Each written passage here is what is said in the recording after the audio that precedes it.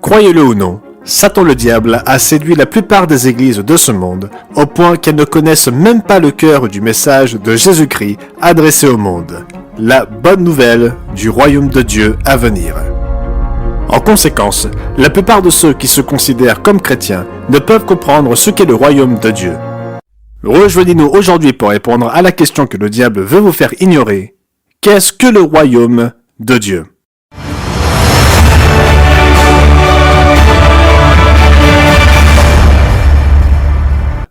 Aujourd'hui, nous allons expliquer en termes clairs et simples le royaume de Dieu. Un mystère que presque personne ne comprend aujourd'hui, y compris ceux qui professent la foi chrétienne. Qu'est-ce que le royaume de Dieu ? Est-ce simplement un sentiment dans votre cœur ? Est-ce l'Église ou l'ensemble des chrétiens à travers les siècles ? Se trouve-t-il dans le ciel ?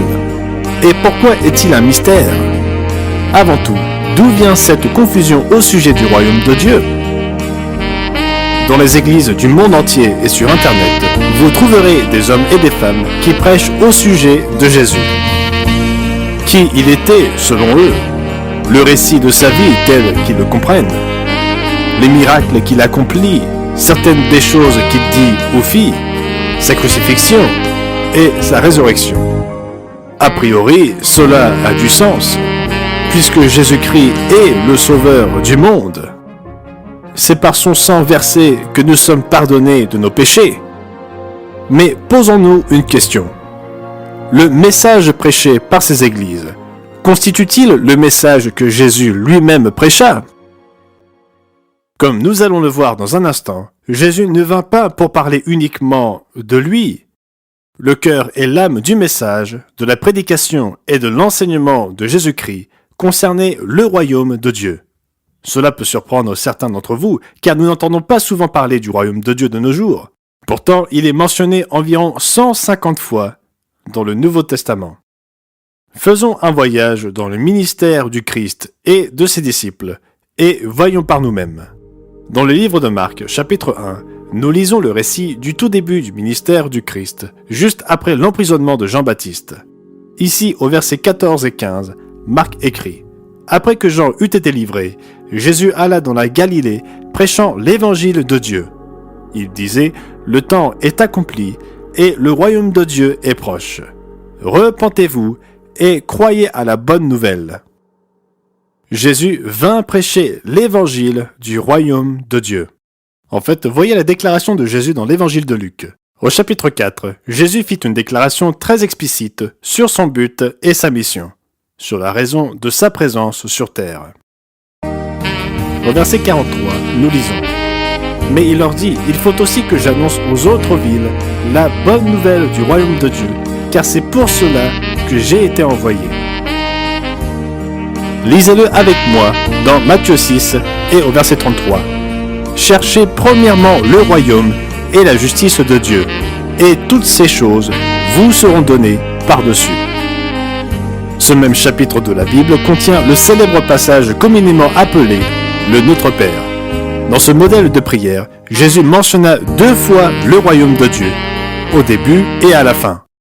En fait, les 4 évangiles sont remplis d'enseignements et de paraboles de Jésus sur le royaume de Dieu. Si nombreux que nous n'avons pas le temps de tous les lire dans cette émission. Cependant, nous allons nous reporter à un passage du livre des Actes qui pourrait vous surprendre. Beaucoup de gens ignorent que, selon la Bible, Jésus passa près de 6 semaines avec ses disciples avant de monter au ciel pour rester avec son Père jusqu'à son retour.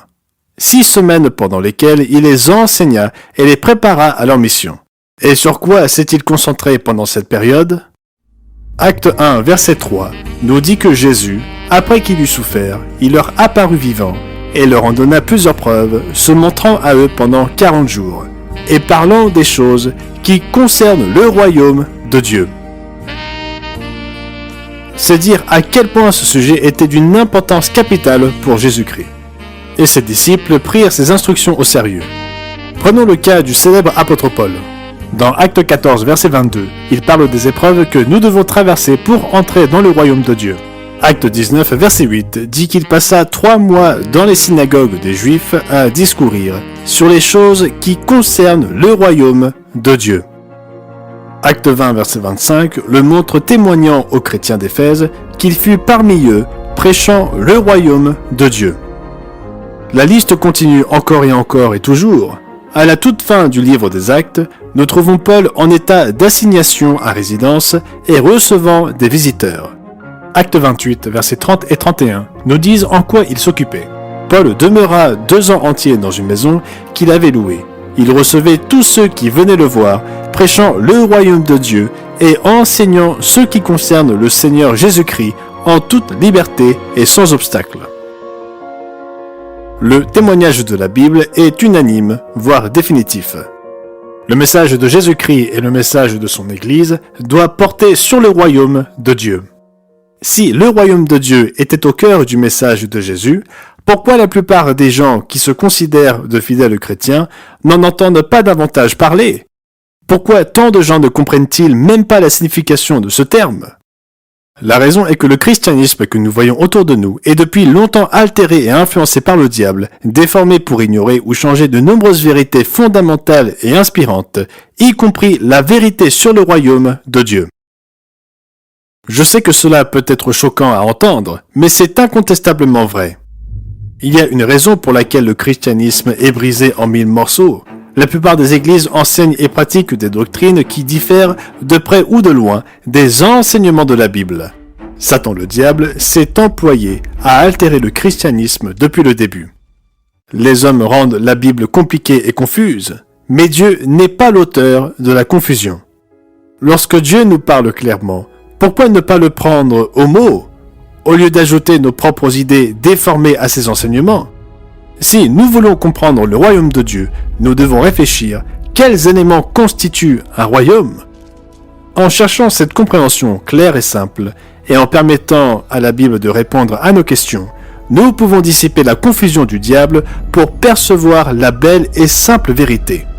Lorsque nous l'examinons attentivement, nous constatons que 4 éléments composent tout royaume, y compris le royaume de Dieu. Un roi, un territoire, des lois et des sujets.